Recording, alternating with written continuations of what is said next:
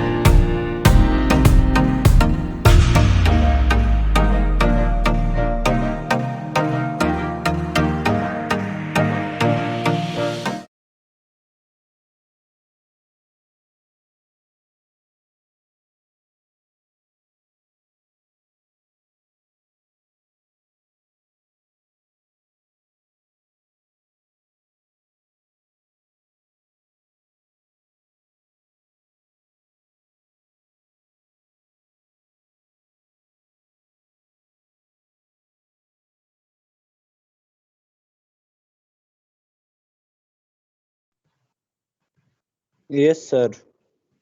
ठीक है, सब लोग आ गए तो क्योंकि अब ये जो टॉपिक है इंटीग्रेटर और डिफरेंशिएटर, इन दो में से एक एग्जाम में आएगा जरूर। अब आएगा क्या होगा, क्योंकि तुम लोग के एग्जाम का जो इंफॉर्मेशन आ रही है ऑनलाइन आ रही है कि ऑनलाइन ही होगा, तो ऑनलाइन में तो ऑब्जेक्टिव अगर होगा तो हमें लगता है इसका डेरिवेशन ही पूछेंगे या न्यूमेरिकल दे देंगे, कुछ आउटपुट निकालना होगा, डेरिवेशन तो आएगा नहीं। पेपर टफ हो जाएगा अगर ऑनलाइन हो गया तो। ऑफलाइन तो पेपर इजी होता, लेकिन ऑनलाइन में तो सॉल्व करना मुश्किल हो जाएगा तुम लोग के लिए अगर ऑब्जेक्टिव पेपर आएगा तो, क्योंकि ऑब्जेक्टिव पेपर हमेशा टफ होता है।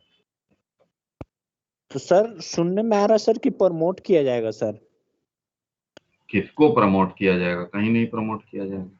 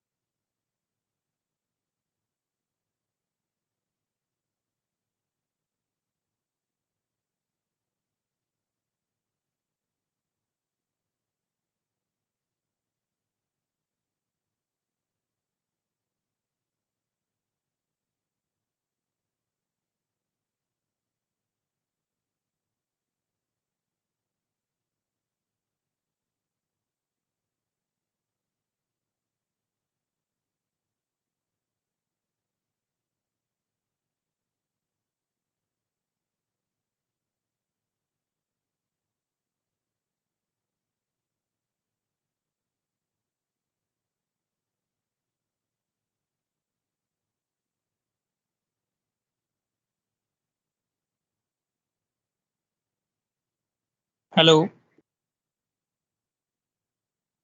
सर आपकी आवाज नहीं आ रही सर।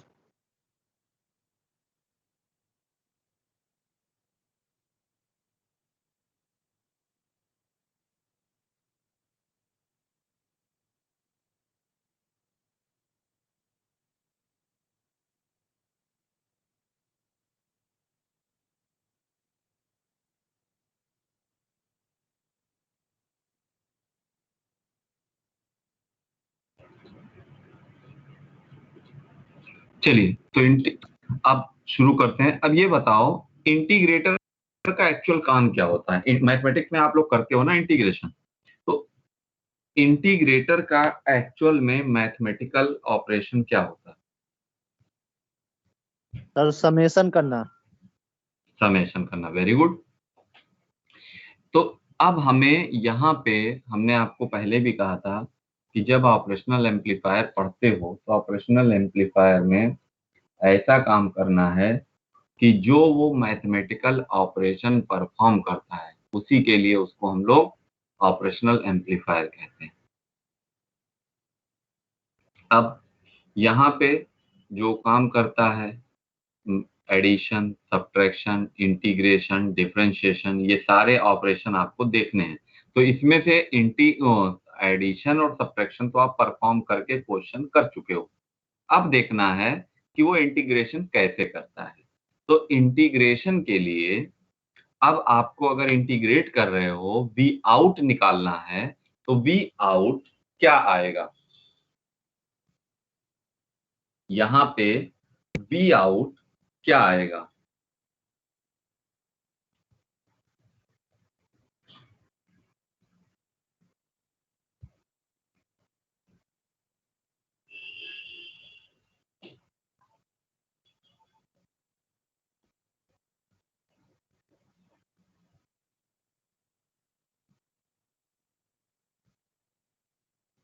बोलिए, वी आउट क्या आएगा?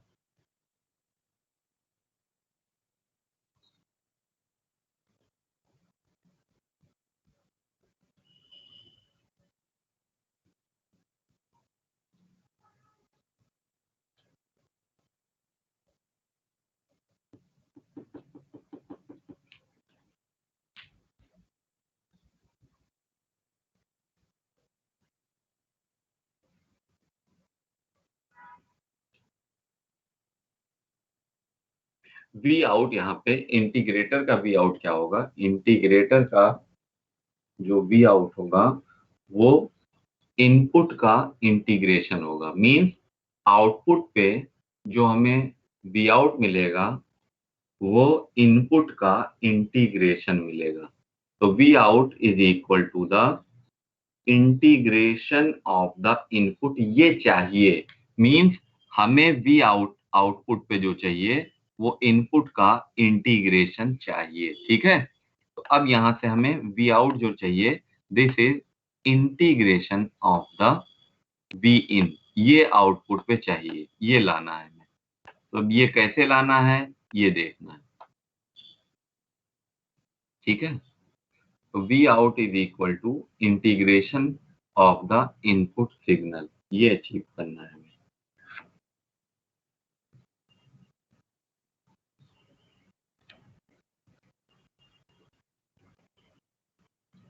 तो सबसे पहले अब इसको सॉल्यूशन के लिए यहां देखते हैं।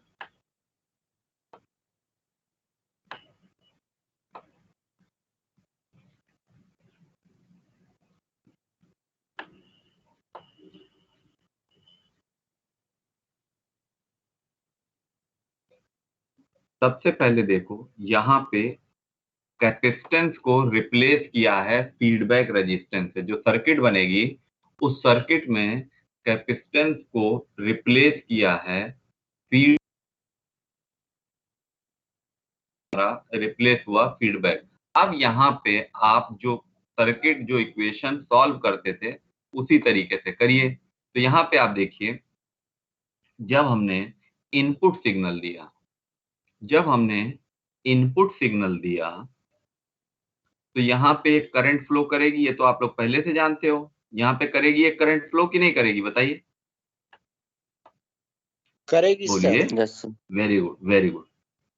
तो जब यहाँ पे करंट फ्लो करेगी बेटा, तो वो करंट यहाँ पे अगर हम केसीएल लगाते थे तो केसीएल क्या होता था, आई, ये करंट हमारी क्या दो पार्ट में टूटती थी, एक बेस करंट में जो इस ऑपरेशनल एम्पलीफायर के अंदर जाती थी, और एक फॉरवर्ड पाथ में जो इस कैपेसिटेंस के थ्रू जाती थी।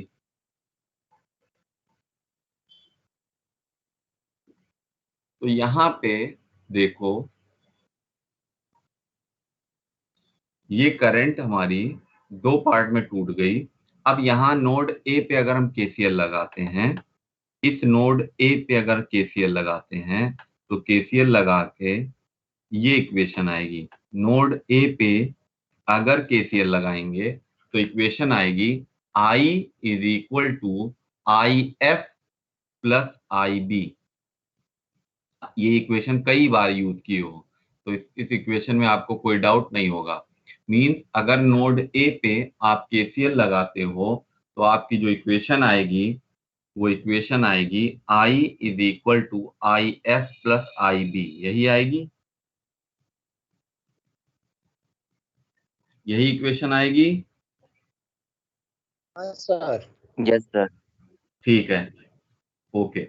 अब बेटा यहाँ पे बेस करंट हमारी क्या होगी, बेस करंट जीरो होगी, सबको पता है। आईबी करंट जीरो होगी, क्यों जीरो होगी, आईबी करंट हमारी जीरो होगी, क्यों,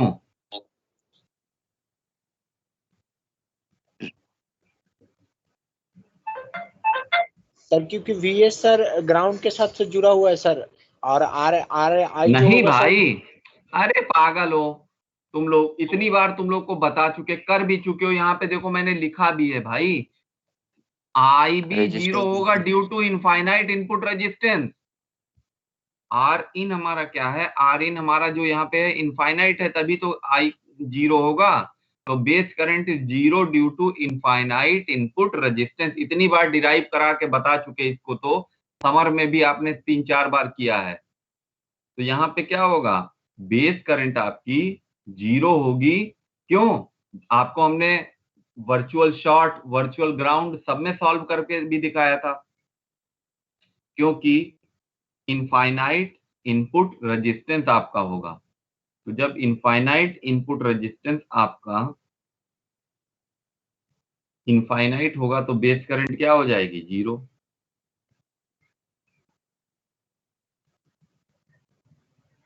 तो यहाँ पे I is equal to I F, यही बचेगा। अब I is equal to I F. अब ये बताइए आई एफ करंट कौन सी है, आई एफ करंट वो करंट है जो कैपेसिटेंस से क्रॉस हो रही, बस तो आप थोड़ा सा ध्यान दीजिएगा यहाँ पे, आई एफ करंट वो करंट है जो कैपेसिटेंस से क्रॉस हो रही है।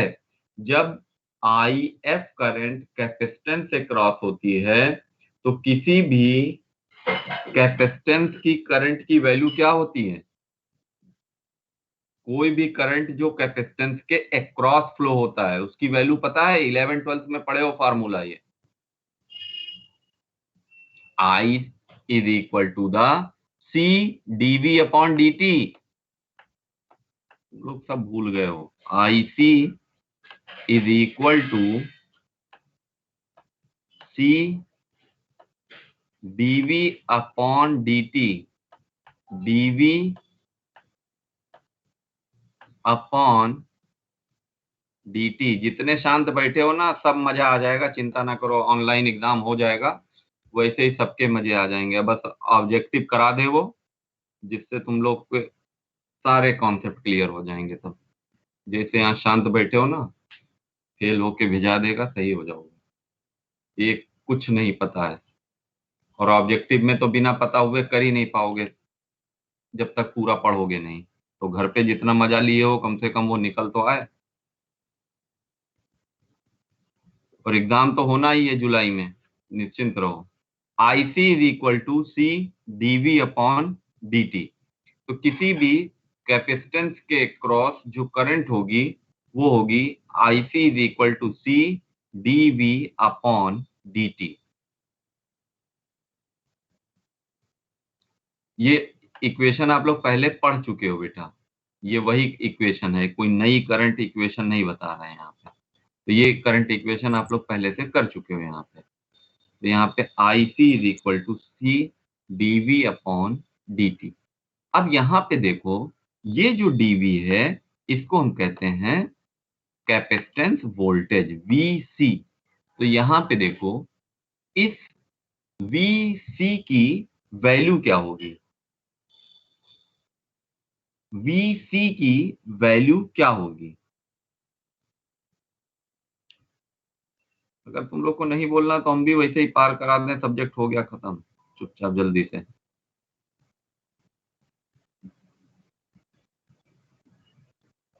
मोबाइल रख के चले गए आधे तो वैसे ही हम भी पार करा दें, हो गया सब्जेक्ट। चलो इंटीग्रेटर खत्म हो गया, डिफरेंशिएटर शुरू करते हैं। कौन पता तुम्हें कि क्या शुरू कर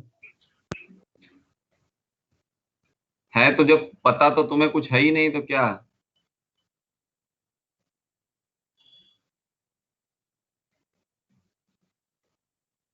बोल पा ही नहीं रहे हो, जब इतना बताने के बाद भी वही हाल है।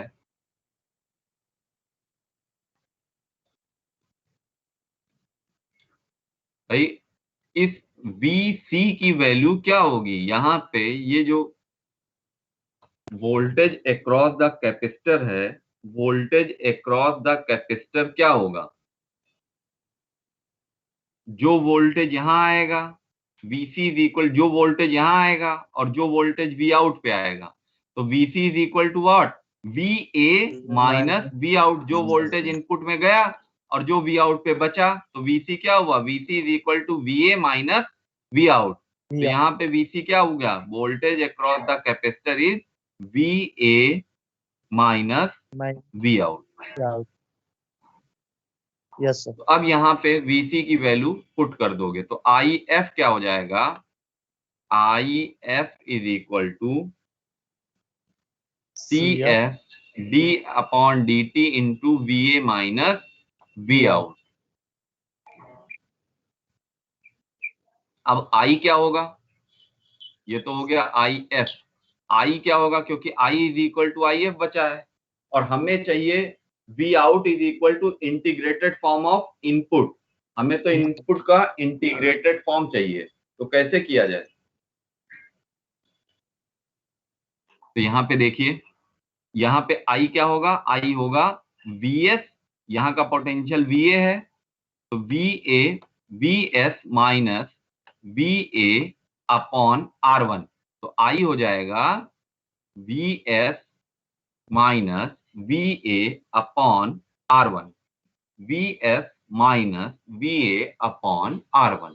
अब जब वैल्यू रख दोगे दोनों की तो ये वैल्यू आ जाएगी, VS minus VA upon R1, ये I1 की वैल्यू हो गई, I की सॉरी, और ये हो गई IC की वैल्यू या IF की value, CF D upon DT VA minus V out, ये हो गई। अब यहां से आप देखो VA की वैल्यू को 0, यहां से VA की वैल्यू को 0 करना। तो जब VA की वैल्यू को 0 करोगे तो क्या आएगा, VA 0 हो जाएगा तो क्या आएगा,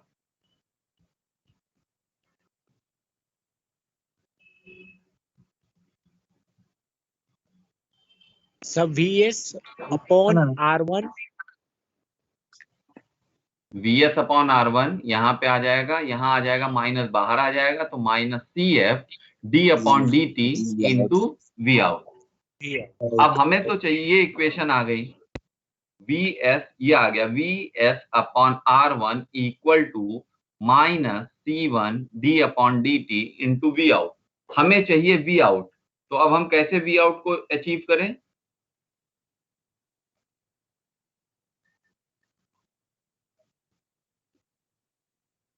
सर इंटीग्रेशन करना पड़ेगा सर दोनों साइड में। वेरी गुड, दोनों तरफ इंटीग्रेशन कर दो। दोनों तरफ इंटीग्रेशन करोगे तो ये क्या हो जाएगा, ये तो V आउट हो जाएगा। और यहाँ पे देखो नीचे वाली इक्वेशन में, इधर minus C F V out बचेगा इधर वाले पोर्शन से, तो ये आ गया, और इधर हो जाएगा 1/R1 यही आएगा। तो वी आउट क्या आ जाएगा, तो वी आउट आ जाएगा sir -1/RF R1CF integration of VS DT। और VS क्या था, इनपुट था, तो आउटपुट पे क्या आ गया, आउटपुट पे आ गया इनपुट का इंटीग्रेशन। तो ये है इंटीग्रेशन ऑफ द आउटपुट, यही डिराइव करना होता है आपको। तो ये इस तरीके से डेरिवेशन करना होगा। वी आउट की इक्वेशन होगी -1/R1CF integration of VS DT। Yes sir.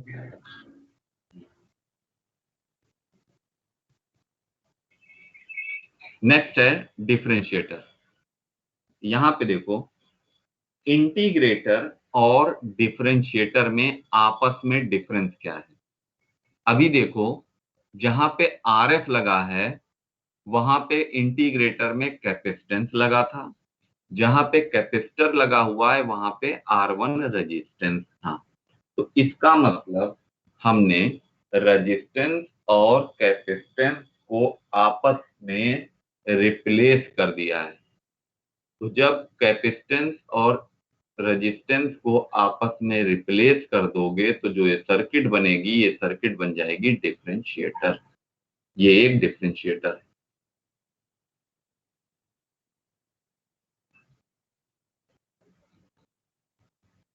तो यहाँ पे अब इस डिफरेंशिएटर का जरा आउटपुट निकाल के लाओ।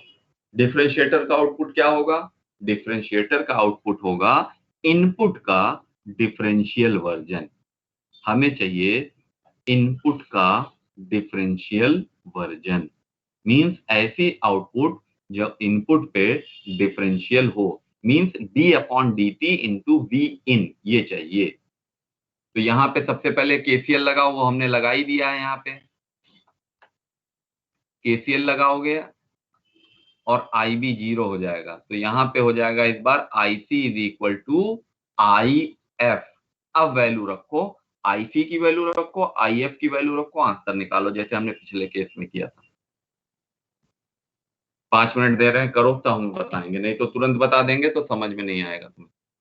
5 मिनट में अब IC की वैल्यू रखो, IF की वैल्यू रखो, दोनों को इक्वेट करो, आंसर निकालो, जैसे पिछले केस में किया था। इंटीग्रेटर में ये आसान है उससे, इंटीग्रेटर में तो हमें तब भी दोनों को इंटीग्रेट करना पड़ा लास्ट में। डिफरेंशिएटर में आपको कुछ भी नहीं करना है, सीधे सीधे आंसर आ जाएगा।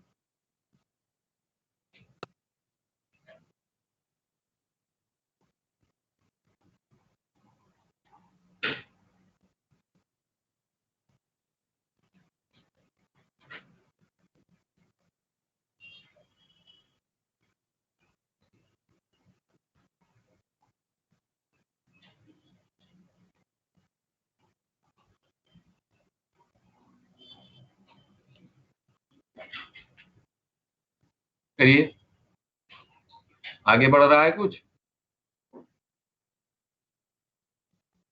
हाँ सर। कर पा रहे हो या नहीं कर पा रहे हो बेटा, तो हम बताएं फिर। नहीं कर पा रहे हो तो हम बताएं। कर रहे हैं सर, कर रहे हैं। हाँ करो करो करो, करो।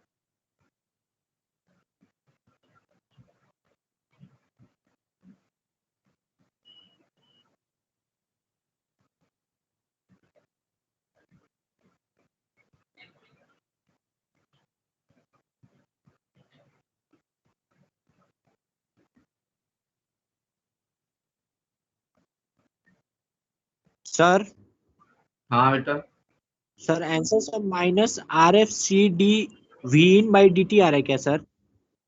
यही आएगा ही, यही आएगा, यही है। देखो ये आंसर देखो भाई, I C is equal to C D V upon D T, I हो जाएगा आई एफ। तो वी सी हमें पता है, V C is equal to V S minus V A. तो यहाँ पे आप वैल्यू रख दोगे वी सी की, तो ये आ जाएगा वी एस माइनस वी ए, और वी ए की वैल्यू है 0। तो यहाँ पे C D upon D T into V S ऐसे हो जाएगा, और minus V out upon R. तो V out is equal to minus R F C into D upon D T. Simple सा आंसर आ जाएगा, सीधा सीधा आंसर, कहीं कोई आपको चेंज करने की जरूरत ही नहीं पड़ेगी। तो इसमें जो वी आउट है, यहाँ पे आप देखो कि V out is equal to input of the differential, means output circuit में हमें इनपुट का डिफरेंशियल रिसीव हो रहा है। V out is equal to minus R F C one D upon D T into V S.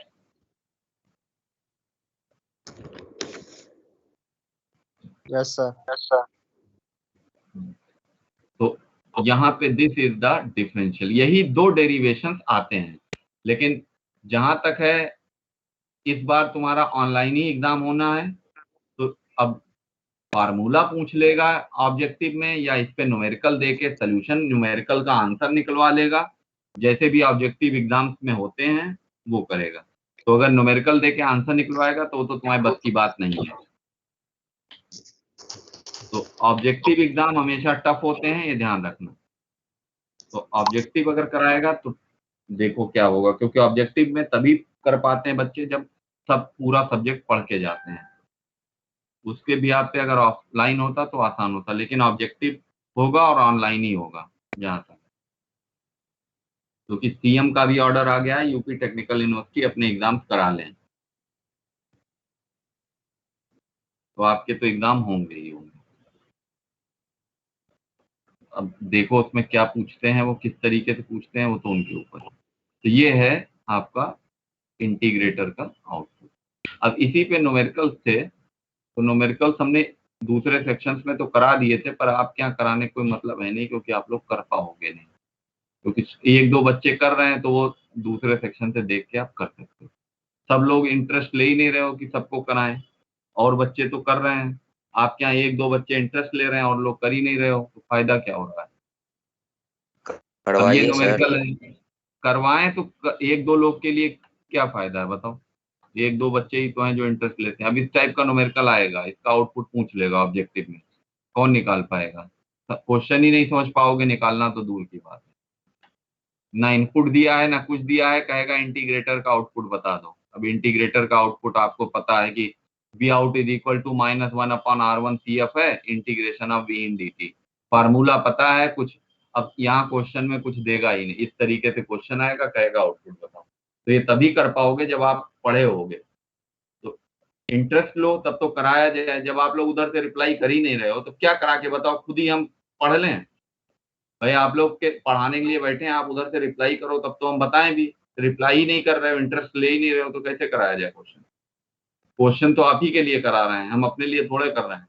भाई ज्यादा से ज्यादा क्वेश्चन कर लोगे, कॉन्सेप्ट क्लियर रहेगा, पेपर चाहे जैसा है, तुमसे कोई दिक्कत नहीं होगी। अब एडर सब्ट्रैक्टर इनके न्यूमेरिकल दे दे, आंसर पूछ लेगा, क्या दिक्कत है? आंसर निकाल ही लोगे, 4 ऑप्शन देगा, एक ऑप्शन सही होगा, उतना निकाल के आंसर टिक कर दोगे। ओपन में पूछ लेगा कुछ भी, इंटीग्रेटर आउट डिफरेंशिएटर का कुछ पूछ लेगा, कर लोगे। लेकिन न्यूमेरिकल अगर देगा और आउटपुट, तो हमेशा ऑब्जेक्टिव, आपको भी पता है आईआईटी के एग्जाम दिए हो, वहां पे ऑब्जेक्टिव ही होता है, पर वो किसी एग्जाम से आसान नहीं होता, सबसे टफ एग्जाम होते हैं। तो ऑब्जेक्टिव पेपर हमेशा टफ बन जाता है, जब तक वो आप पूरा नहीं पढ़ोगे कर नहीं पाओगे। इसीलिए बेटा हम कह रहे हैं। तो अब इस क्वेश्चन को मैं करा दूंगा आपको, और इस क्वेश्चन को कराने के साथ ही ये यूनिट भी फिनिश हो जाएगी। तो 3 यूनिट आपकी एक तरीके से फिनिश है, ध्यान रखिएगा। 60% सिलेबस हो गया। अब आप कितना कर पा रहे हो ये आप देखो, क्योंकि अब पढ़ाई शुरू कर दो और पूछना शुरू कर दो, क्योंकि जब आप पढ़ोगे नहीं तो फिर कर नहीं पाओगे। सिलेबस नोट्स आपके हैं, जैसे सेशनल दिए हो वो फैसिलिटी तुम्हें एग्जाम में मिलेगी नहीं। अभी तो एंजॉय कर लो, घर पे हो, क्योंकि कोरोना भी कम हो रहा है, तुम्हारे लिए तो बहुत दिक्कत की बात है। कोरोना भी कम हो रहा है, कहीं कॉलेज भी खुल गया तो और सांसत हो जाएगी तुम लोग के लिए। पढ़े कुछ हो नहीं, दिक्कत की बात हो जाएगी, क्योंकि कॉलेज में आ गए तो यहाँ भी फंस जाओगे। ऑफलाइन एग्जाम हो, ऑफलाइन खैर चांस कम है, लेकिन ऑनलाइन तो होना ही होना है। एग्जाम आपका होना है, ये मान के चलिए, ये आप भूल जाओ कि तुम्हें प्रमोट होना है, और एग्जाम होना भी चाहिए। जो पास पढ़ने वाले हैं वही पास हो, ज्यादा अच्छा है, नहीं तो आप लोग सेकेंड ईयर में जाने का कोई फायदा नहीं है। और जो पढ़े हुए हैं उनको जाना चाहिए। तो प्रमोट तो आप नहीं हो रहे हो कहीं से भी।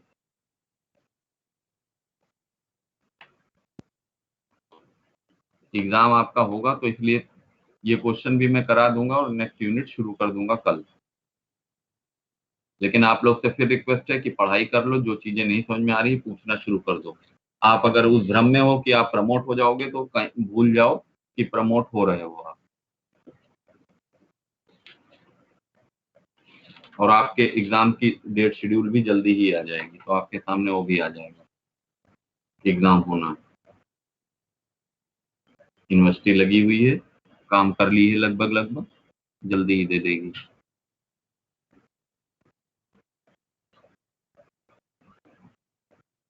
चलिए अटेंडेंस दे दीजिए। Anuj Maurya. Yes sir present. Apoorv Sharma. Arshad. Ashish Kumar. Yes जो सर। बोल नहीं पाएगा अटेंडेंस लगाऊंगा नहीं, बाद में अब्सेंट कर दूंगा मैं। Present. Ashish. Yes sir. Okay. Ayush. Present sir. Ayush Yadav. Yes sir present. Ayush Shekhar. Present sir.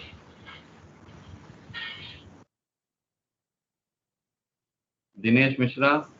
Ayush Shekhar sir. Sir Harsh. Yes sir. सिर्फ Harsh. Javed Iqbal. Yes sir. Jayant Agrawal. Yes sir Jayant. MD Raja. Present sir. Yes sir. Rahul Chaudhary. Rohit Sharma. Yes sir. Rohit Sharma present sir. Roshan Raj. Rujul Sharma. Present sir Rujul Sharma. Sachin Kumar. Present sir. Sahil Kumar. Present sir. Samer Jain. Present sir. Shatakshi Dixit. Present sir. Satyendra Kumar. Present sir. Saurabh Rawat. Yes sir. Shivam Bhardwaj. Yes sir. Shivam Sinha. Yes sir. Suraj Dubey. Yes sir. Yes sir Suraj Dubey. Shivam Bhardwaj. Suraj Dubey yes sir present sir. Vedant. Present sir. Vivek Kumar. Present sir Vivek Kumar. ठीक है, leave कर दो बेटा। Thank you sir.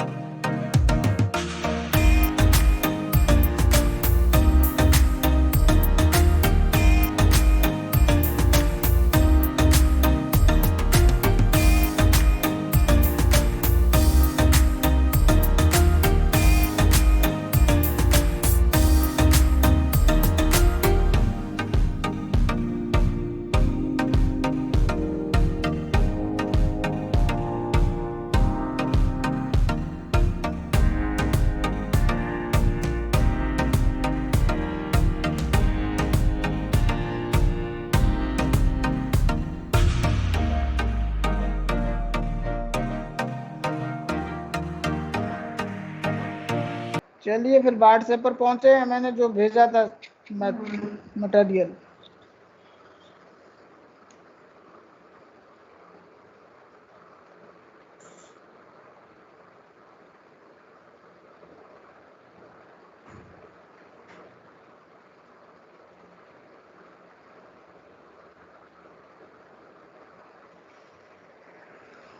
मैंने आपको पहला page बता दिया था, दूसरा पेज स्टार्ट करने वाला था।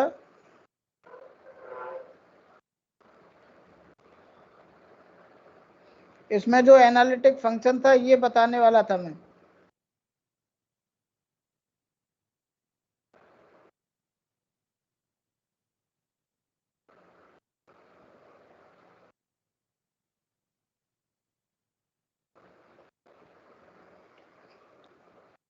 अपनी कॉपी निकालें सभी लोग। एनालिटिक फंक्शन की डेफिनेशन देखिए इसमें क्या है, एक बार रीड करके बताइएगा मुझे। कोई एक स्टूडेंट रीड करो, बताओ एनालिटिक फंक्शन की डेफिनेशन क्या लिखी हुई है। A function fz is said to be analytic at a point z0 if it is a one-valued and differentiable not only at z0 but at every point of same neighborhood of z0. This means अगर कोई function हमारा analytic है तो वो अपने point पर, जिस point के लिए हम बात कर रहे हैं, और उसके जो नेबरहुड वाले जो पॉइंट हैं उन पॉइंटों पर फंक्शन हमारा डिफरेंशिएबल और कंटीन्यूअस होना चाहिए। अगर कोई फंक्शन हमारा जिस पॉइंट की बारे में बात कर रहे हैं, at that point and neighbourhood of this point continuous and differentiable, that is known as analytic function. ठीक है ना, समझ में आ गया होगा कि एनालिटिक फंक्शन क्या होता है। अगर कोई फंक्शन हमारा डिफरेंशिएबल है एंड कंटीन्यूअस है, किस पर, जिस पॉइंट के बारे में बात कर रहे हैं उस पॉइंट पर, उसके नेबरहुड पर, तो that is known as analytic function. और डिफाइंड फंक्शन मीन्स जिस पॉइंट के बारे में बात कर रहे हैं उस पॉइंट पर और उसके नेबरहुड पर वो फंक्शन हमारा डिफाइन भी होना चाहिए। मीन्स अगर किसी पॉइंट पर अनडिफाइंड वैल्यू आती है तो that is known as not analytic. Analytic हमारा वही होता है किसी जिस पॉइंट के बारे में बात कर रहे हैं उस पॉइंट पर और उसके नेबरहुड पॉइंट पर वैल्यू डिफाइन होनी चाहिए, मींस फाइनाइट वैल्यू आनी चाहिए, एंड वो डिफरेंशिएबल होना चाहिए एंड कंटीन्यूअस होना चाहिए। That is known as analytic function. ठीक है ना, एनालिटिक की डेफिनेशन समझ में आ गई सबके? Yes, sir. इसके बाद आपका नेक्स्ट पॉइंट आता है, that is very very important point पूरे सिलेबस में, मींस पूरी यूनिट के अंदर पहला टॉपिक आपका यही है और यही सबसे इंपॉर्टेंट पॉइंट है जिसमें क्वेश्चन आपका 100% आना ही आना है। This is known as necessary and sufficient condition for F Z to be analytic. F Z की नेसेसरी कंडीशन क्या होती है और सफिशिएंट कंडीशन क्या होती है?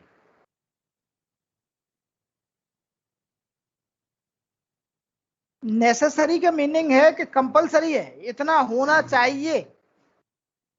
मीन्स अभी तो आपने क्या कहा था कि ये फंक्शन हमारा डिफरेंशिएबल और कंटीन्यूअस होना चाहिए, जिसका मीनिंग हो गया कि इसके अंदर जितने पार्शियल डेरिवेटिव्स होते हैं, means del you upon del X, del we upon del Y, del X, del you upon del Y, del we upon del Y, this function must be continuous. क्योंकि आपको याद है प्रीवियस लेक्चर में जो मैंने आपको बताया था कि z equal to X plus I Y, F Z equal to U plus I V, where u and v are the function of x and y। अगर u और v x y के फंक्शन हैं आपके, तो del you upon del X and del v upon del x, del u upon del y, del v upon del y. All four partial derivatives must be a continuous. पहला point. दूसरा point होता है कि CR equation must be satisfied. एक बार copy निकालो और CR equation लिखो, क्या लिखी हुई है बताइएगा दूसरे पॉइंट पर। Del u by upon del x is equal to del v upon del y. Del u upon del y is equal to minus del v upon del x. Yes, हमें कहीं भी किसी भी क्वेश्चन में अगर analytic proof करना है तो हमें CR इक्वेशन सेटिस्फाई करनी पड़ेंगी। इनको हम कॉशी रिमानियन इक्वेशंस कहते हैं। This is known as Cauchy's Riemannian equations, CR equations. और CR इक्वेशंस इसमें दे रखी है कि del you upon del x should be equal to del we upon del y, comma del you upon del y equal to minus del we upon del x. एक बार copy लीजिए और उसमें एक पॉइंट नोट करिए जो मैं बोलने वाला हूं। सभी लोग अपनी कॉपी निकालिए और लिखिए इसमें u सफिक्स में x लिखिए, ux equal to V Y, suffix में y लिखना है, v के सफिक्स में y लिखना है। Means ux equal to V Y, comma uy equal to minus V X. ux का meaning del you upon del x है, वी वाई का meaning del we upon del y है, U Y का meaning del you upon del y है, और V X का meaning del we upon del x है। If CR equations are satisfied, therefore we can say that given function is an analytic function.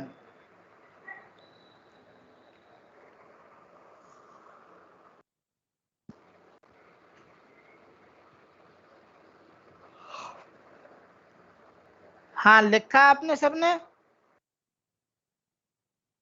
Yes, sir. इससे आप लोग याद रख सकते हो ux equal to V Y and U Y equal to minus V x.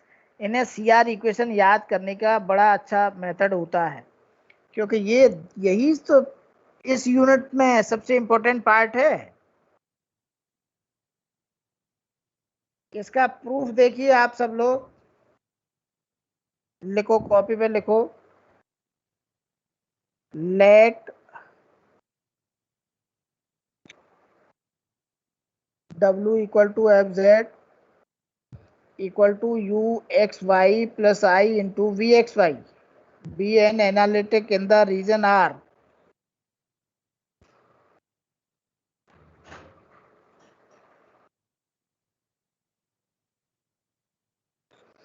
Means हम F Z को, कोई जेड का फंक्शन है तो उसे कैसे एक्सप्रेस करते हैं, u plus I V, where u and v are the function of x and y। कोई कुछ पूछ रहा है क्या?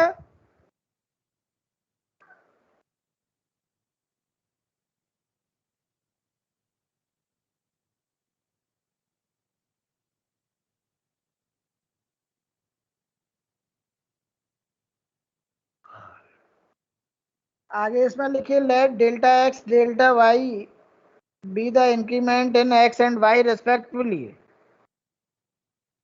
Late delta U delta V delta Z be the corresponding increment in u, v and z respectively.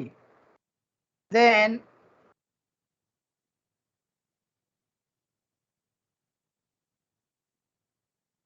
F dash Z, याद करो first principle 11th-12th में कैसे पढ़ते थे, मैंने प्रीवियस लेक्चर में भी बताया था आपको। F dash X equal to limit H tending to 0 function X plus H minus F X upon H, हाँ है ना। इसी टाइप से जब हम एफ डैश जेड को लिखेंगे, मीन्स जेड का अगर डेरिवेटिव लिखेंगे बाई फर्स्ट प्रिंसिपल, तो आपको क्या कहना पड़ेगा, limit delta Z tending to 0 delta Z to 0 F function Z. Z plus delta Z minus function Z upon delta Z, कहना पड़ेगा या नहीं। हाँ सर। अब आप ये बताइए, जब हम जेड की वैल्यू हमारी किस में है, यू प्लस आई वी में है, तो F U plus delta Z को कैसे एक्सप्रेस करोगे फिर, U plus delta U plus I into V plus delta V minus U plus I V upon F delta Z.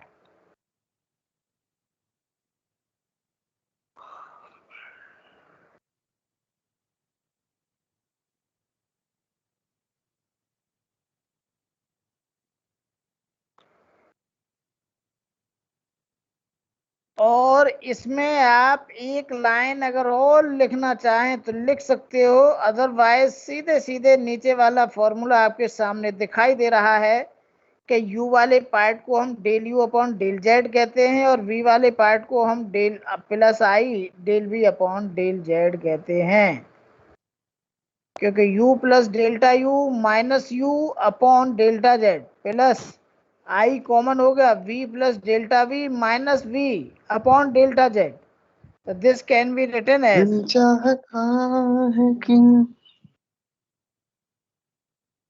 बहुत दिल चाह रहा है तुम्हारा। हाँ गाओ गाओ गाओ भाई गाओ, सब लोग सुन रहे हैं, बोलो बोलो। प्रूफ करते करते गा रहा। इसमें डेल्टा एफ डैश जेड की वैल्यू आपकी आ जाएगी, delta Z tending to 0 limit delta U upon delta Z plus I into delta V upon delta Z, this is known as equation number first.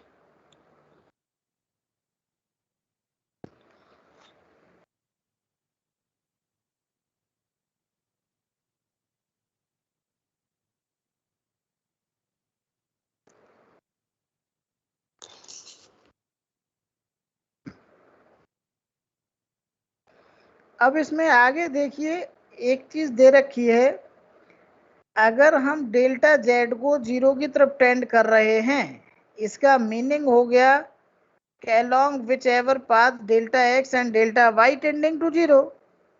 अगर डेल्टा जेड 0 की तरफ tend कर रहा है, इसका मीनिंग क्या रहा, delta X and delta Y tending to 0, दोनों एक साथ तो 0 की तरफ टेंड नहीं करेंगे, 1 बाई 1 टेंड 0 की तरफ करेंगे। तो इसमें क्या है, अगर along a line parallel to X axis है, अगर एक्स एक्सिस के पैरेलल कोई लाइन है, इसका मतलब डेल्टा वाई 0 हो गया। अगर कोई लाइन आपकी एक्स एक्सिस के पैरेलल है तो डेल्टा वाई की वैल्यू क्या हो गई, 0। इसका मतलब delta Z equal to delta X रखना पड़ेगा या नहीं। Yes sir. मीन्स ये हो गई इक्वेशन कैफ dash Z equal to limit delta X tending to 0 और डेल्टा जेड की जगह आ गया delta X, means delta U upon delta X plus I into delta V upon delta X, और डेल्टा को इसको हम क्या पढ़ते हैं, del you upon del X plus I into del we upon del X, this is equation number 2।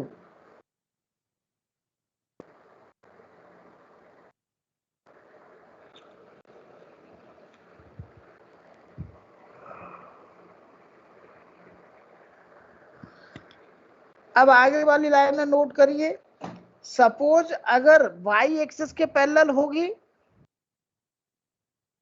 तो उस time delta x की वैल्यू 0 हो जाएगी, यस सर।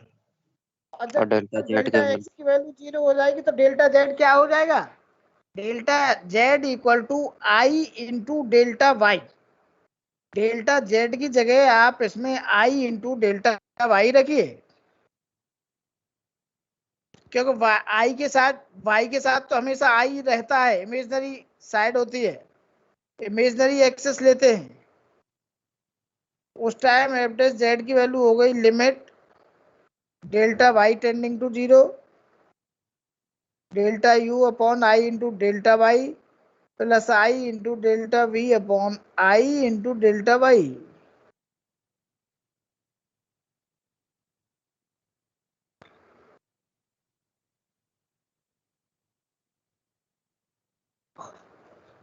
और इसमें जो आई आ रहा है, एक तो आई कैंसिल हो गया, दूसरे वाला जो आई है उसमें न्यूमरेटर और डिनोमिनेटर आई का मल्टीप्लाई करोगे तो आई स्क्वायर बनेगा और आई स्क्वायर की वैल्यू -1 हो जाती है। इसीलिए एफ डैश जेड की जो वैल्यू रहेगी वो del we upon del Y minus I into del you upon del Y रहेगी।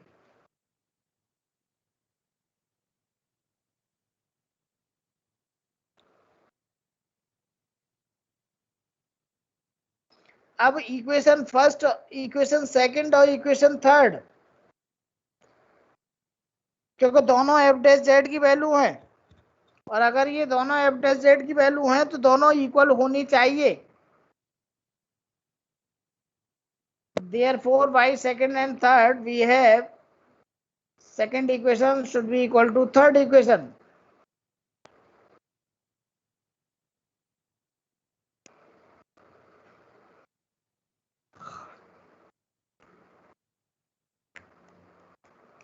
Therefore, comparing real part and imaginary part, जब रियल पार्ट कंपेयर करेंगे तो del you upon del X equal to del v upon del y and imaginary must be equal to imaginary, means del u upon del y equal to minus del v upon del x, and this is known as Cauchy-Riemannian equations, CR equations. हाँ sir. बताएं यहाँ तक सभी लोग? मुझे उम्मीद है समझ में आ गया होगा। और ये यस सर। मोस्ट प्रोबेबल ये प्रूफ करने के लिए भी आता है, कभी कभी कभी ये 2 नंबर में आता है, कभी इस पर बेस्ड क्वेश्चन आता है। मीन्स तीनों में से एक पार्ट 100% बनता है, या तो एक क्वेश्चन आएगा इस पर बेस्ड, या इसको प्रूफ करवाने के लिए आता है, या फिर ये 2 नंबर में पूछने के लिए आता है। तो व्हाट इज सीआर इक्वेशंस? तो आपको यही लिखनी है कि U X equal to V Y and comma U Y equal to minus V X. Second condition इसमें है सफिशिएंट कंडीशन। देखो, सफिशिएंट कंडीशन का मीनिंग में पहले समझ लीजिए। सफिशिएंट कंडीशन का मीनिंग है अगर पार्शियल डेरिवेटिव इसमें एग्जिस्ट करते हैं तो उसके अंदर एफ डैश जेड एग्जिस्ट करेगा। मीन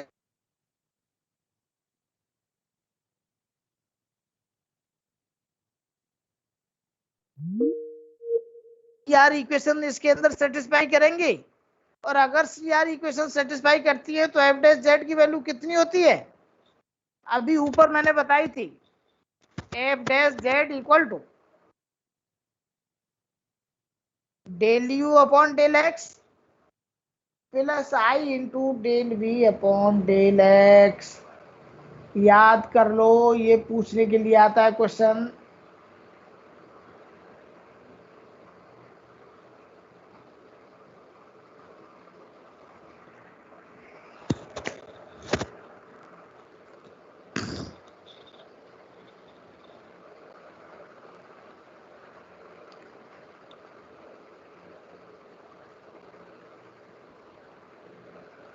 अब आप एक क्वेश्चन पे पहुंचिए, पेज नंबर 4 का, जो 4 के ठीक नीचे एक क्वेश्चन है।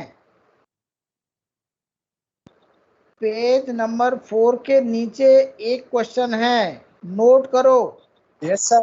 So that the function e की power x cos y plus I sine y is holomorphic, bracket में लिखा हुआ है एनालिटिक होलोमॉर्फिक का मीनिंग भी एनालिटिक होता है।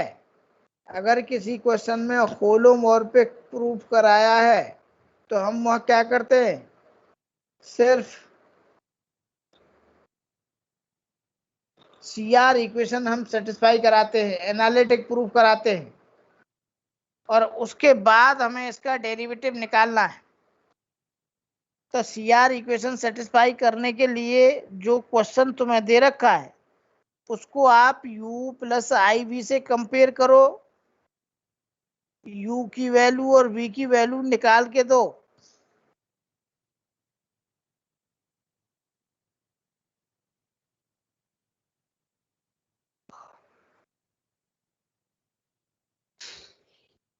सर सर u की value e to the power sir x cos y cos y और v की वैल्यू e की पावर x sin y। हाँ, जो रियल पार्ट है वो u की वैल्यू होती है, जो इमेजिनरी पार्ट है वो v की वैल्यू होती है। अब आप पार्शियल डेरिवेटिव आना चाहिए, मीन्स u को x के रेस्पेक्ट में करेंगे तो cos y कांस्टेंट हो गया, e की पावर x का डेरिवेटिव e की पावर x रहा।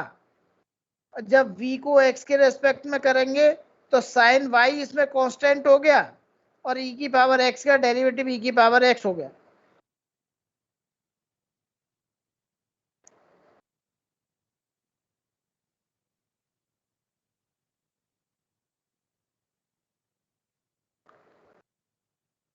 निकाल लिया यहां तक?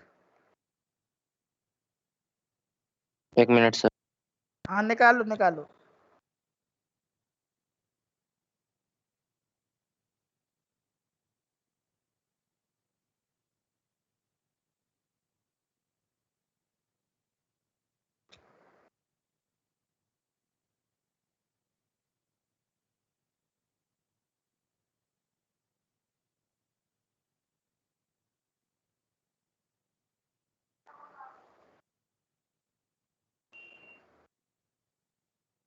अब आप del you upon del Y निकालो, मीन्स u को y के रेस्पेक्ट में डिफरेंशिएट करो पार्शियली।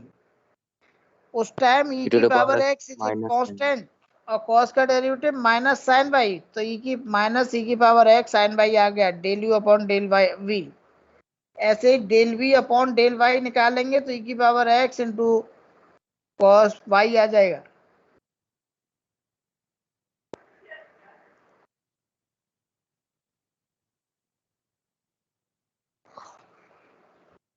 अब आप इसमें देखिए कि क्या ये CR इक्वेशन सेटिस्फाई कर रहे हैं? क्या del you upon del X की value del v upon del y के बराबर है?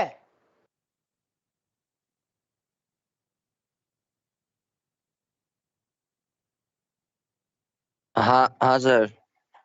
ऐसे ही दूसरी value del you upon del y equal to minus del v upon del x है। हाँ सर।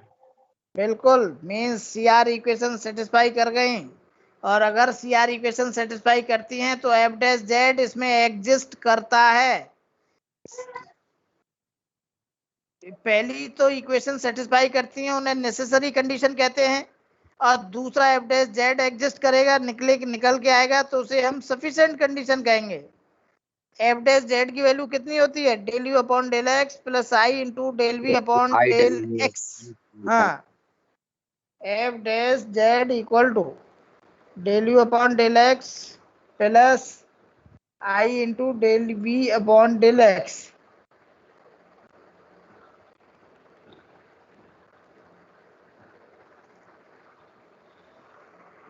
वैल्यू रखो, इसमें सॉल्व करो, वैल्यू रख के बताओ कितनी आ रही है।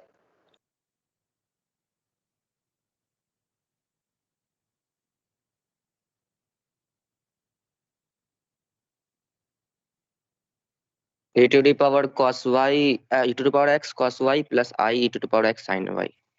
दोनों में से e की पावर x कॉमन लीजिए बेटा, cos y देखो plus क्या I आएगा, sin।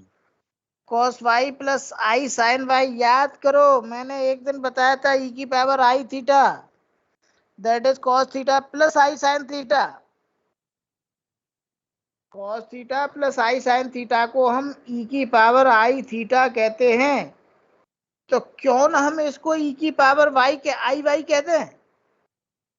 cos y plus I sine y को हम क्या कह सकते हैं, e की power i into Y.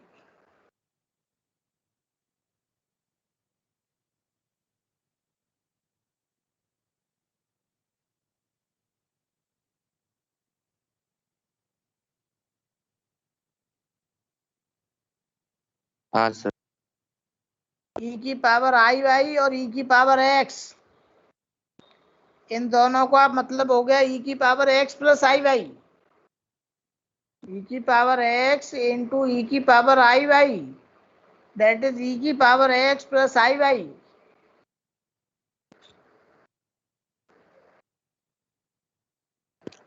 Yes sir. और e की power x plus I Y को हम क्या कहते हैं, z।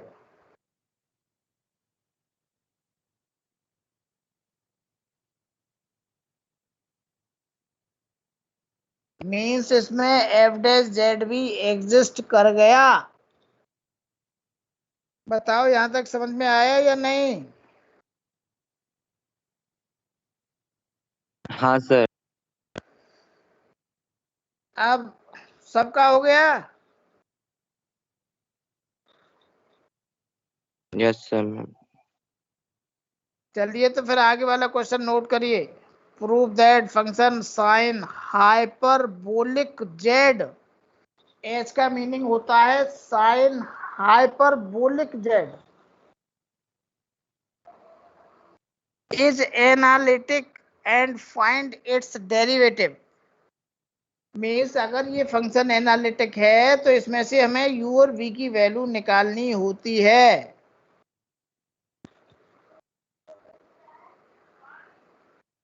लिखो इसमें u plus I V equal to sine hyperbolic Z, और z की वैल्यू लिख दीजिए x प्लस आई वाई।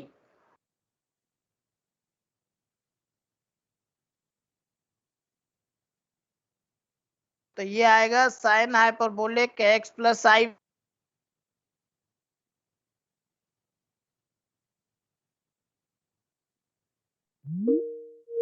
है sine A cos B plus cos A sine B.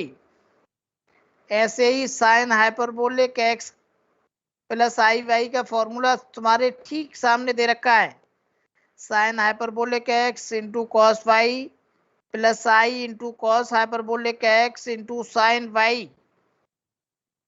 Note किया आपने।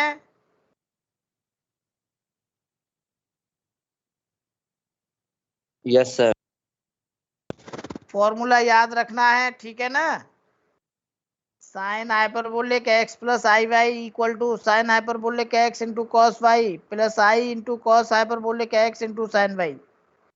अब जो क्वेश्चन आपने ऊपर किया था बिल्कुल उसी टाइप से u और v अलग अलग रखिए और उनके डेरिवेटिव निकालिए। लेकिन एक चीज आप अलग से नोट करो, पहले सभी लोग नोट करो, derivative of sine hyperbolic x equal to cos hyperbolic x।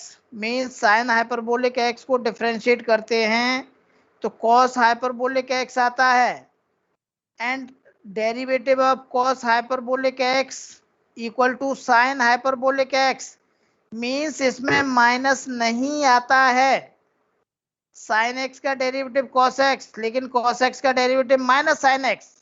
Hyperbolic में ऐसा नहीं होता है। साइन हाइपरबोलिक x का डेरिवेटिव कॉस हाइपरबोलिक x होता है और कॉस हाइपरबोलिक x का डेरिवेटिव साइन हाइपरबोलिक x होता है। मीन्स यही पॉइंट इसमें इंपॉर्टेंट पॉइंट था। आप आगे इसे करिए, फिर मैं अटेंडेंस लगा लूं तुम लोगों की, ठीक है ना।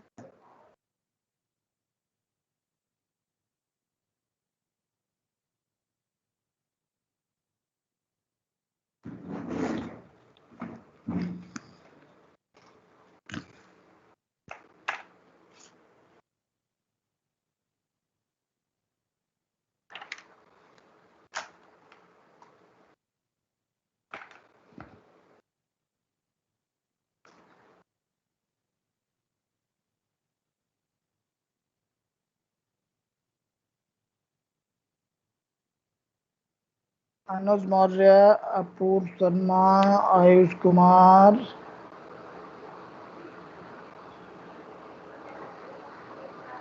और आयुष शेखर। इसके बाद आयुष्मान नहीं है, भास्कर, दिनेश मिश्रा, फरहान अली, गौरव ध्यानी, हर्ष, जयंत,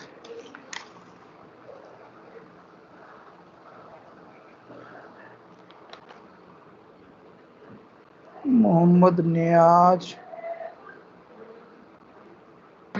है सर। नहीं लगा दिया बेटा, लगा दिया, नियाज लगा दिया आपका। Mehul sir.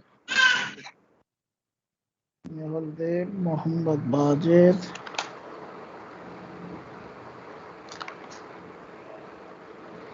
Rahul Chaudhary, Rohit Sharma,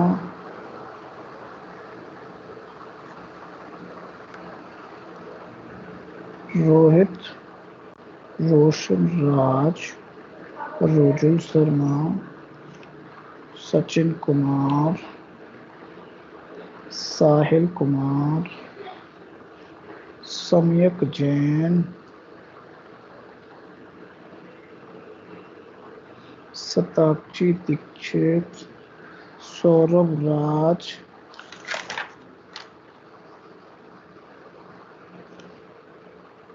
Saurabh Rawat,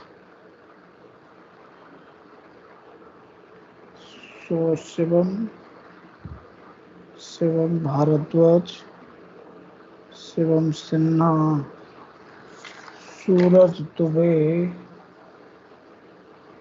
yes sir, Suraj Dubey. लगा दिया, नाम है आपका Vedant and Vivek Kumar. Sir Vivek Kumar present sir. लगा दिया बेटा, लगा दिया, विवेक तिवारी। सर आशीष कुमार लगा। क्या नाम? Sir Ashish Kumar. Ashish Kumar, just now अभी एंटर किए हो? हाँ नहीं है नहीं सर, तुम्हारा पहले नाम? था। लगा दिया, लगा दिया, सर लगा दिया। पहले हाँ नहीं, आप सर हैं आयुष तो कुमार देख सकते हैं, यादव। जैसे कुछ। नहीं लगा दिया, आपका भी लगा दिया। वो गलती से आयुष कुमार का भी लग जाता है तुम्हारे चक्कर में। यस सर, आयुष आयुष आता कुमार नहीं यादव है। इसलिए कंफर्म कर रहे हैं। हाँ आयुष कुमार यादव, दोनों ही आयुष आगे, तीनों आयुष हैं इस टाइम। आयुष कुमार यादव एंड आयुष शेखर। इसमें अरशद आफाक नहीं है आज, आयुष्मान भारद्वाज भी नहीं है, हर्ष बंसल नहीं है, जावेद इकबाल नहीं है, नदीम एहसान नहीं है, मोहम्मद राजा नहीं है, सतेंद्र नहीं है, सौरभ आनंद तो आते ही नहीं है, श्लोक राज भी नहीं है आज, शुभम सिंह नहीं है, तुषार तो जावेद इकबाल। जावेद इकबाल तो अच्छा, जावेद इकबाल क्या अभी आए हो बेटा? प्रेजेंट पहले से, बहुत पहले से, मतलब स्टार्टिंग से। अच्छा चलिए ठीक है, लगा दिए। हर्ष बंसल नहीं है। कल ये एडमिशन लिया यूनाइटी में।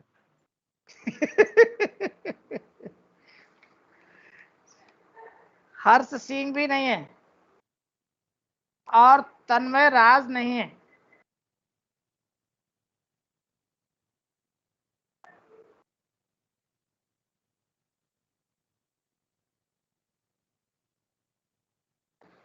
तो इस क्वेश्चन को आप पूरा कर लीजिएगा, है ना? कर लिए सर। Good, very good. क्योंकि टाइम भी हो रहा है और अगले लेक्चर में मैं इससे आगे आपको आगे करा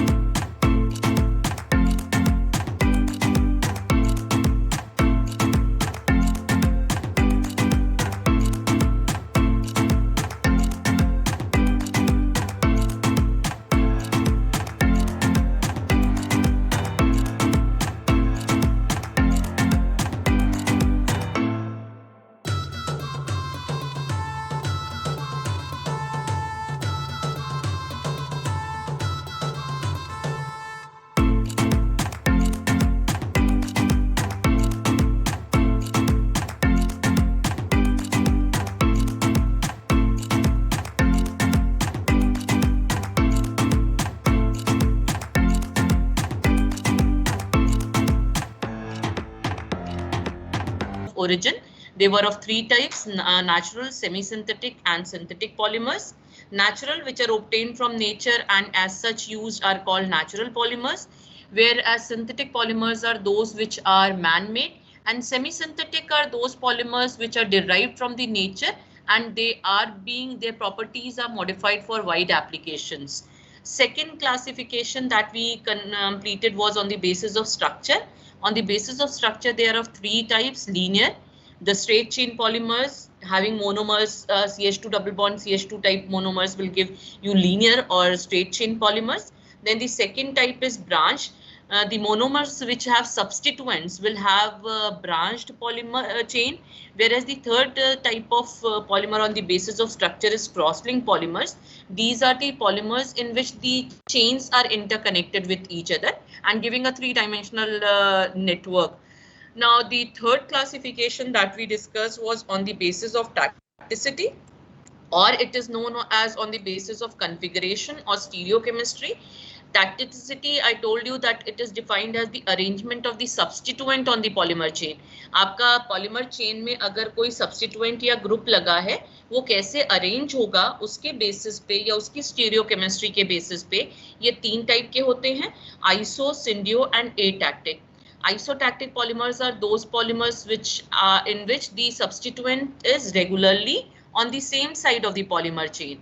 हमेशा एक ही तरफ लगा हो, रेगुलर ऑर्डर है, तो इसीलिए रेगुलर है, इसलिए स्टीरियो रेगुलर कहलाएगा. लेकिन किस टाइप का? सिस type. The group is always on the same side of the polymer chain, whereas syndiotactic polymer is again it is also a stereo regular, क्योंकि regular order होता है और वो regular order क्या है? The group will be always arranged on the opposite side of the polymer chain. अगर एक बार left side है तो right side, left side, right side, regularly it will be on the opposite side of the polymer chain. And the third is, this is C not B. The third is atactic. That is atactic. It is irregular, random. अगर ना तो आपका iso है ना syndio, that means there is no regular order of the substituent. कहीं भी किसी जगह लगा हो ना, either on the same side फिर ऑपोजिट हो जाए, या ऑपोजिट साइड था फिर सेम साइड हो जाए, तो this is known as atactic और irregular polymer, right? So this classification we completed. Then the next classification was on the basis of heat, action of heat. On the basis of heat, the polymers are of two types. One was thermoplastic and the other was thermosetting polymers. Thermosetting polymers और thermoplastic polymers का difference बहुत पूछा जाता है. और देखो, अब आप multiple choice questions के लिए भी ready रहिए. अब पढ़ाई थोड़ा सा बड़ा डिटेल करनी पड़ेगी लॉन्ग टाइप के साथ साथ. यू नेवर नो कि ऑनलाइन एग्जामिनेशन होगा तो उसमें मल्टीपल चॉइस क्वेश्चन है, फिल इन द ब्लैंक है, वन वर्ड क्वेश्चंस हैं, किस तरीके से आएंगे. तो in depth knowledge is to be there, that's then and then only you can give the answers of the MCQs. Now on the basis of heat के basis पे कितने टाइप के? थर्मोप्लास्टिक और थर्मोसेटिंग. थर्मोप्लास्टिक पॉलीमर्स कौन से होते हैं? ऐसे पॉलीमर्स जो गर्म करने पे सॉफ्ट होते हैं और वापस ठंडा होने पे हार्ड हो जाएं. Such polymers are known as thermoplastic polymers. और इन शॉर्ट वी कैन, और टेक्निकली और अच्छी डेफिनेशन करें, ये सॉफ्ट और हार्ड वाली आप लोगों की बचपन की डेफिनेशन है. अगर टेक्निकली बात करें तो thermoplastics are those polymers. Can anyone define them?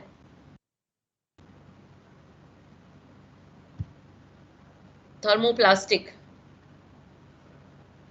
A5, anyone wants to define them on the technical grounds? Hard, soft छोड़ दें. No one? Polymers which show reversible changes when heated. Yes, very good, Satakshi. It is right. The polymers which shows reversible changes on heating. गरम करने पे physical या chemical changes जो भी हुए हैं, they can be reverted, they can be retained. Then these types of polymers are known as thermoplastic. They are normally linear and branched, formed by the addition polymerization reaction. Whereas thermosetting polymers are those polymers in which the changes on heating are irreversible and they cannot regain or retain their original properties. Second point उसी जैसे कहा था उसमें, here the cross-linked polymers, only and only cross-linked polymers are thermosetting in nature, then they are generally formed by the condensation reaction. ये तो 3 points हो गए. Any other difference or any other point of comparison between thermoplastic and thermosetting that I missed? गर्म करने पे thermoplastic की कौन सी forces टूटती हैं? प्राइमरी और सेकेंडरी बॉन्ड्स टूटते हैं या सेकेंडरी फोर्सेस थर्मोप्लास्टिक्स में?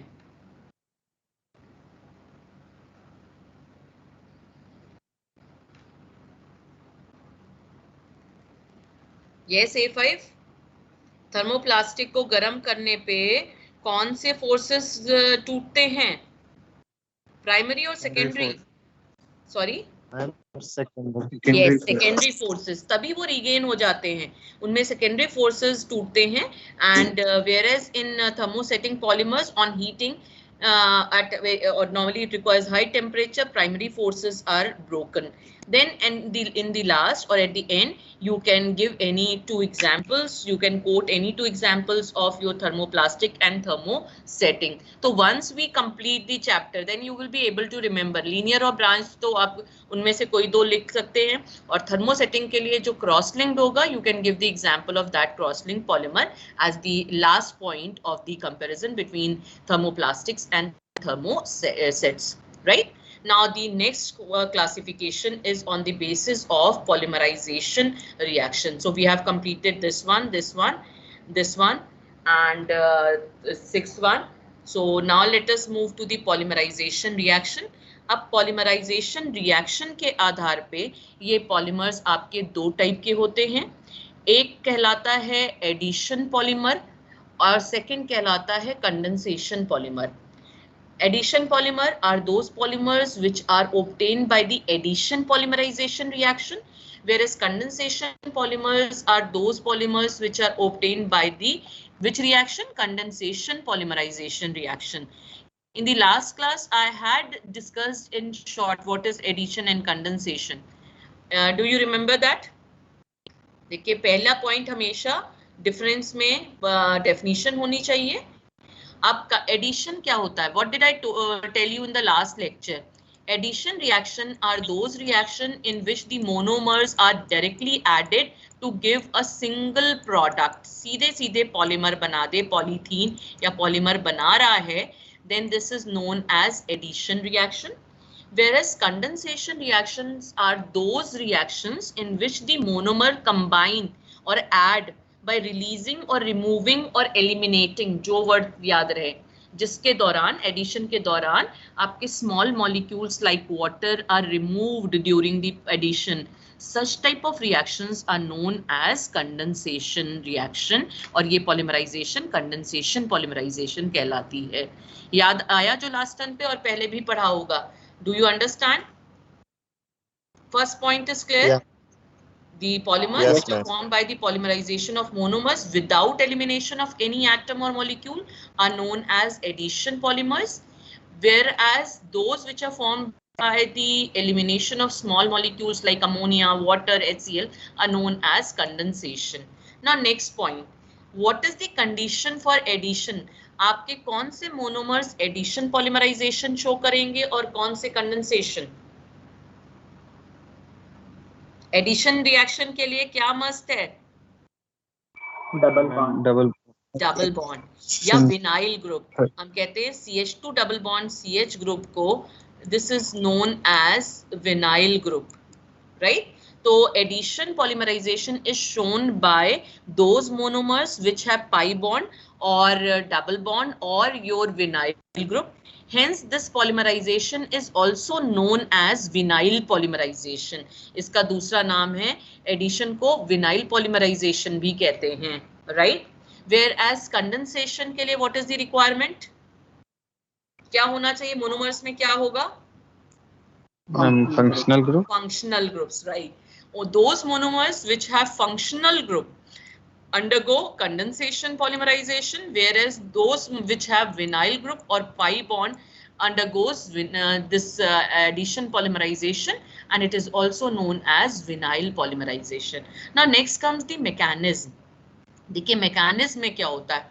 Mechanism में addition polymerization is a chain polymerization. Chain मतलब आपने इथीन मॉलिक्यूल्स लिए n नंबर, रिएक्शन इनिशिएशन हुआ, प्रोपोगेशन में जितने भी आपके मोनोमर्स बचे होंगे या जुड़ने हैं, they will add in a chain reaction, एक के बाद एक के बाद एक के बाद एक दूसरे के साथ डबल बॉन्ड के थ्रू ऐड होते चले जाएंगे।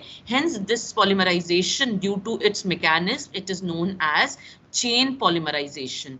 वेयर एज कंडेंसेशन, देखिए अब कंडेंसेशन की बात करें, अगर आपने एक मोनोमर लिया which is having 2 carboxylic group, this is dicarboxylic acid. I'm writing down the reaction for preparation of nylon 6,6.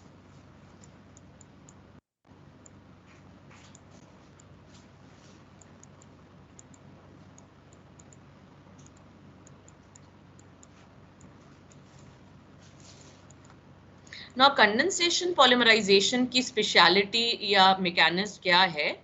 यहाँ पर the addition और the combination takes place step by step. Step by step मतलब क्या हुआ? पहले 2 monomer आपस में react करेंगे, देखिए एक का OH और एक का H will be removed and these 2 monomers will combine to form a dimer. 2 जुड़े, डाइमर बना। नेक्स्ट स्टेप में अब फिर से क्योंकि कंडेंसेशन होना है थ्रू फंक्शनल ग्रुप, तो जहां पर फंक्शनल ग्रुप में OH बचा होगा, कार्बोक्सिलिक ग्रुप जिस एंड पे होगा, जिस एंड से उसे H मिल रहा होगा, वो अब now it will react with the और condense with the next monomer and it will form a trimer. अब 3 molecules जुड़ गए by the elimination of small molecules like water in this case. Next step में क्या होगा? अब ये next monomer के साथ जुड़ के टेट्रामर बनाएगा, पेंटामर बनाएगा and so on. It will finally form a long chain polymer. So here the mechanism or the addition is taking in a chain reaction or step by step. Step by step. तो hence this polymerization condensation का mechanism के आधार पे दूसरा नाम क्या हो जाएगा? It will be known as your step growth polymerization. और इस पॉलीमर को कहेंगे, क्योंकि पॉलीमर्स का डिफरेंशिएशन कर रहे हैं, या हेडिंग में अगर पॉलीमराइजेशन लिखा होता तो हर जगह पॉलीमराइजेशन कर दोगे। It is also known as step growth polymerization and hence the polymer formed will be known as step growth polymers, where here the reaction takes place in the chain addition. Hence it is known as chain growth polymerization and the polymer will be known as chain growth polymer. Right? Is the third point clear? Yes, ma'am. And the last point क्या है? In addition polymers, the molecular formula exactly remains the same as the starting monomer, whereas in the condensation polymers, the molecular formula is different from the starting monomer. जरा इसका मतलब समझा दें, what does this last point mean? तो आपको जिस तरीके से समझ में आए इसको आप सिंपल अपनी लैंग्वेज में भी लिख सकते हैं। I'm just trying to find out one blank. देखिए अब एडिशन है, अगर CH2 double bond CH2, no it is not Z और it is not ये CH2 डबल बॉन्ड CH2, इसका मॉलिक्यूलर फॉर्मूला या बेसिकली हमें कहना चाहिए था एलिमेंटल कॉम्पोजिशन। यहाँ एलिमेंटल कॉम्पोजिशन क्या है? एक मोनोमर में कार्बन है और 2 कार्बन है और 2 आपके 4 हाइड्रोजन है, राइट? अब अगर इथीन बना तो भी क्या होगा? CH2 CH2। अब जितने भी इसमें N होंगे उसके हिसाब से, तो यहाँ पर भी एलिमेंटल कॉम्पोजिशन क्या रहेगी? जितने carbon and hydrogen, nothing is being eliminated, कुछ रिमूव नहीं हो रहा है, तो जितने कार्बन थे पूरे पॉलीमर सैंपल में उतने ही कार्बन रहेंगे और उतने ही हाइड्रोजन रहेंगे। But when we talk about condensation, देखिए कंडेंसेशन रिएक्शन के दौरान ये रहा एक मोनोमर आपका और यहाँ CH2 जितने भी हों, 4 हों, 6 हों। सिमिलरली क्या इसके केस में कंडेंसेशन पॉलीमराइजेशन के दौरान क्या इसकी एलिमेंटल कॉम्पोजिशन सेम रहेगी या डिफर हो जाएगी? क्वेश्चन जो नहीं समझा हो, I will repeat the question. Different हो जाएगी। देखो I am repeating point, I am repeating. देखिए एडिशन पॉलिमराइजेशन के दौरान जो मोनोमर का एलिमेंटल कॉम्पोजिशन होता है वो चेंज नहीं होता है ड्यूरिंग द रिएक्शन, पॉलीमर में सेम रहेगा। कार्बन हाइड्रोजन जिस प्रोपोर्शन में थे उसी प्रोपोर्शन में कार्बन और हाइड्रोजन रहेंगे। Whereas कंडेंसेशन पॉलिमराइजेशन में क्या ये एलिमेंटल कॉम्पोजिशन सेम रहेगा या चेंज होगा? देखिए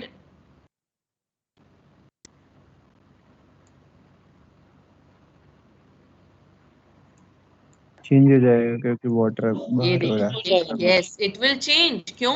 क्योंकि दो हाइड्रोजन पूरे प्रोडक्ट में, दो हाइड्रोजन और एक ऑक्सीजन कम हो रहा है, तो elemental composition will not remain same as the monomer in condensation polymerization due to elimination of small molecules. Is it clear? तो इसको सिंपल भी कर सकते हैं, इंस्टेड ऑफ कि कोई आप कंफ्यूजन हो मॉलिक्यूलर फॉर्मूले में, आप यहाँ लिख सकते हैं elemental composition remains the same as the monomer, यहाँ elemental composition is different from the starting monomer.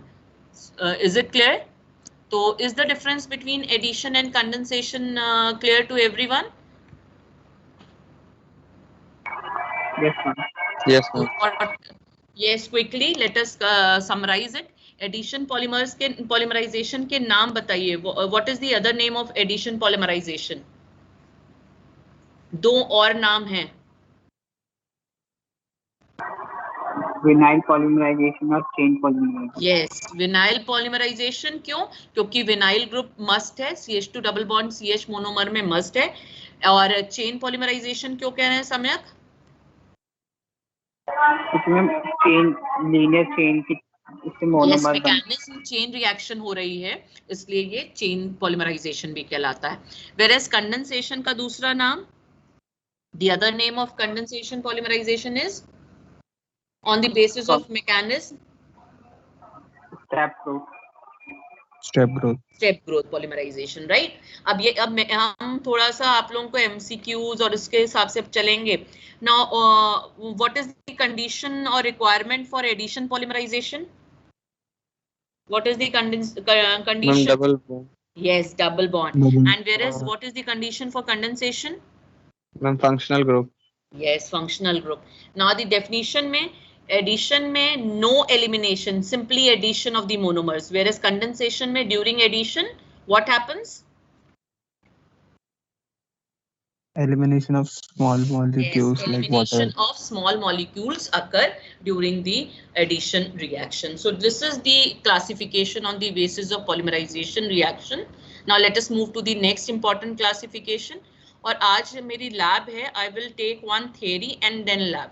We have to complete this unit और थोड़ा सा ढंग से हम लोगों का रिवीजन हो सके important questions at least of all the 5 units। और क्योंकि अगर multiple choice question है तो थोड़ा सा उस हिसाब से we will be revising each and every chapter, right? तो उतनी हम लोगों के पास होना चाहिए। Now next classification again जिसको अलग से पूछते हैं is on the basis of monomer.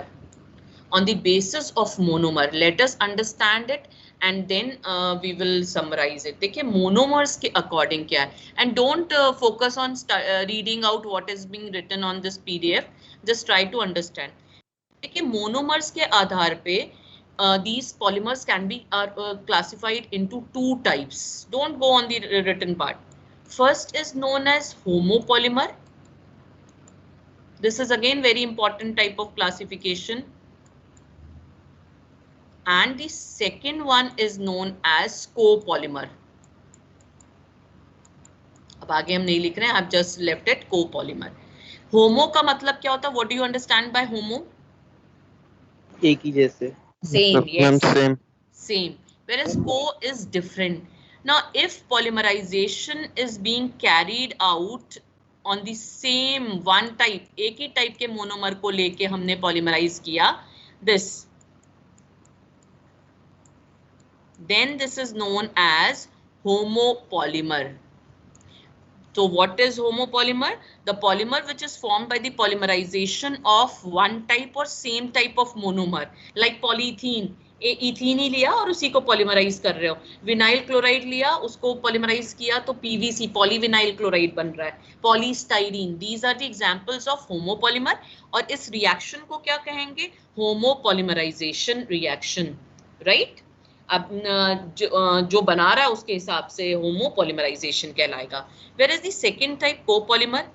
If we take 2 or more than 2 types of monomer, हमने एक A लिया, one monomer is A and the second monomer is B,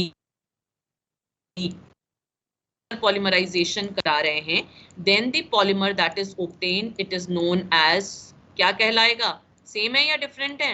now ma'am different है, hence this the polymer will be known as copolymer. This is copolymer और ये reaction कहलाती है copolymerization reaction.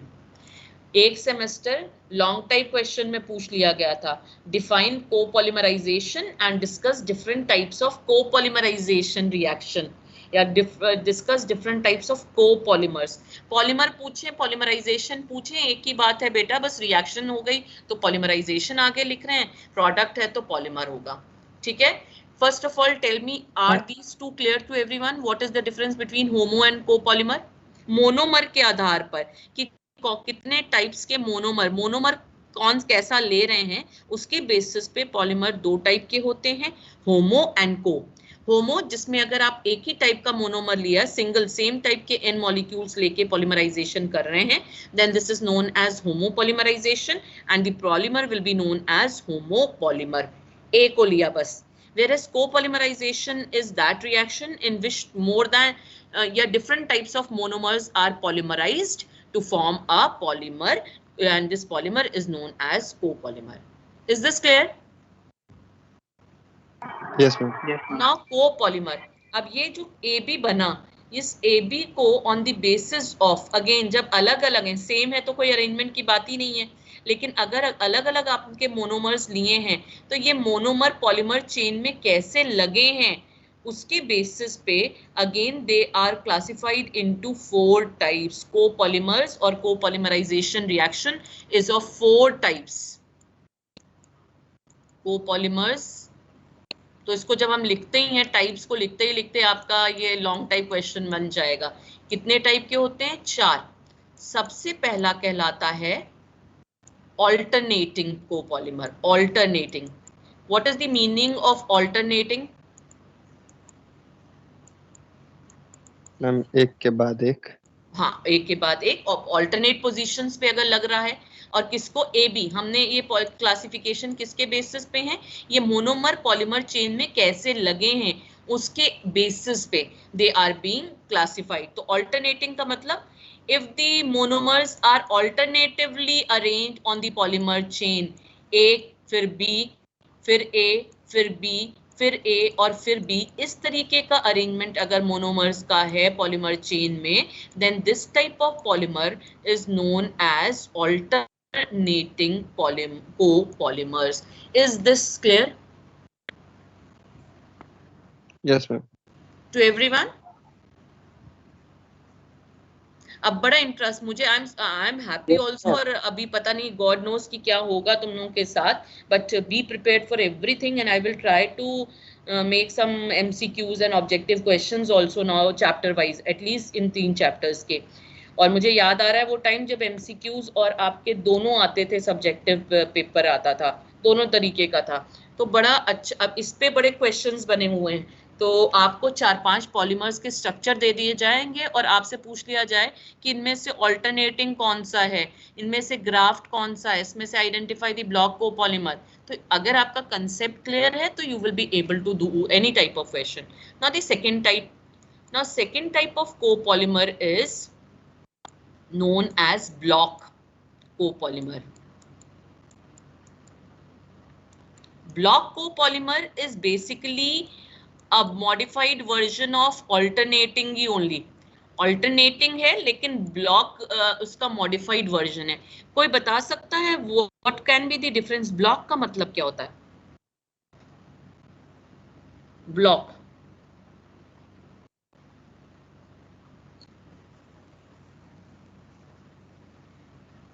एक ही unit बार बार repeat हो। Block देखिए, एक block ही- में block copolymer is almost alternating polymer. Now let us understand. अगर एक मोनोमर का block is regularly arranged on alternate positions, मतलब मान लीजिए ये A है, अगर A मोनोमर की बात करें, सिंगल होता तो ऑल्टरनेटिंग होगा, लेकिन ब्लॉक में एक से अधिक होंगे. Let it be block 1 of the first monomer, B1 इसे कह रहे हैं, block 1, and let the second monomer block B, second block B 2 भी हो सकते थे, 3 भी हो सकते थे, एक नहीं होगा. Please try to understand. Block copolymers are those polymers in which one block of one monomer is regularly arranged in alternate positions. Like एक का block 1, block 2, block 1, block 2, block 1, block 2, इस तरीके का अरेंजमेंट होगा. Now block मतलब क्या है? Block का मतलब होता है एक मोनोमर अगर A है तो उसका block will have at least more than one A molecules or A more than one unit. Similarly, block 2 second monomer का होगा, again it will have more than one unit in that block. Got the point? Yes ma'am. अब हमने क्या कहा, मान लीजिए हमारा जो हम डिस्कस करने जा रहे हैं उसका A ब्लॉक में 2, फर्स्ट ब्लॉक में 2 A हैं और सेकंड ब्लॉक में 3 B हैं. तो how what will be the structure? Block 1, then what will be how many? Triple B, then double A, then Triple B. yes, Double A, triple this B. yes, block 1, block 2, block 1, block 2, block 1, block 2. Here the blocks of 2 different monomers are alternatively arranged in the polymer chain. This type of polymer is known as block copolymer, and this type of polymerization will be known as block copolymerization. Did everyone understand it? Ma'am Yes, Ma'am. Mr. Ma'am block one पे 2 रहेंगे फिर 3 भी हो सकते हैं. 2 भी हो सकते. उस ब्लॉक में एक बार अगर तुमने यहाँ 2 लिखा, अगर तुम लिख रहे हो, लिखते वक्त अगर 2 है तो अब ये हमेशा A का block will be always 2. It will have always 2 monomers of A. Fine. अगर यहाँ 3 लिखे हैं तो इट विल ऑलवेज बी 3. अब ऐसा नहीं यहाँ 3 हो वहां 2 हो, जो भी होंगे it will have regular. Number 2, it should be always in alternate 1 2 1 2 1 2, इस तरीके से होगा. But block can never have 1 monomer unit. A नहीं हो सकता, ये यहाँ पर सिर्फ A या B नहीं होगा, more than 1. Is it clear? हाँ, yes. मैम वहाँ पे एक क्यों नहीं हो सकता? 1 और 3. एक होगा जो ऑल्टरनेटिंग में आ जाता है, वो फिर ऑल्टरनेटिंग और ब्लॉक का कंफ्यूज वो डिफरेंस हो जाता है. Okay. हमें यहाँ पे अगर तीसरा मोनोमर आ जाए, C आ जाए, तब भी वो मतलब ब्लॉक कोपॉलीमर फॉलो होगा? हाँ हाँ, मोर देन 1 होने चाहिए. अब 3 का कराओ, 4 का कराओ, फिर अरेंजमेंट अलग हो, मतलब उसमें भी ब्लॉक्स होंगे, एक से अधिक होगा ब्लॉक में. ये डिफरेंस होता है ऑल्टरनेटिंग और ब्लॉक में, right? Should I proceed to third one? Yes ma'am. Now the third is known as, the third type of copolymer is graft copolymer. The word graft is from grafting. और जिसे भी थोड़ा सा भी gardening का शौक है उसे पता होगा ग्राफ्टिंग में क्या होता है. एक ब्रांच में आपने normally it is being done in the rose plant, एक पेड़ की टहनी में दूसरे पेड़ की टहनी को मिट्टी से एक पॉइंट से जोड़ दिया जाता है, आपके उससे बगास से उससे जोड़ दिया जाता है. ग्राफ्टिंग की जाती, मतलब joining of 2 branches is grafting. तो यहाँ ग्राफ्ट कोपॉलीमर क्या है? अगर एक मोनोमर की पॉलीमर चेन है, दैट इज ए, मान लीजिए हमारा एक मोनोमर A है, इसकी चेन में किसी पॉइंट पे दूसरे मोनोमर की चेन को ज्वाइन कर दिया जाए, if any it is join, ये if what is graft copolymer? इसमें क्या होगा, एक मोनोमर की चेन में दूसरे मोनोमर की चेन किसी पर्टिकुलर पॉइंट पे यहाँ जुड़ सकती हो, यहाँ भी जोड़ सकते हैं, कहीं भी दूसरा मोनोमर की चेन जुड़ रही हो, इसे कहते हैं ग्राफ्ट कोपॉलीमर। इसमें मिक्सिंग नहीं हो सकती। मिक्सिंग मतलब अब ऐसा नहीं हो सकता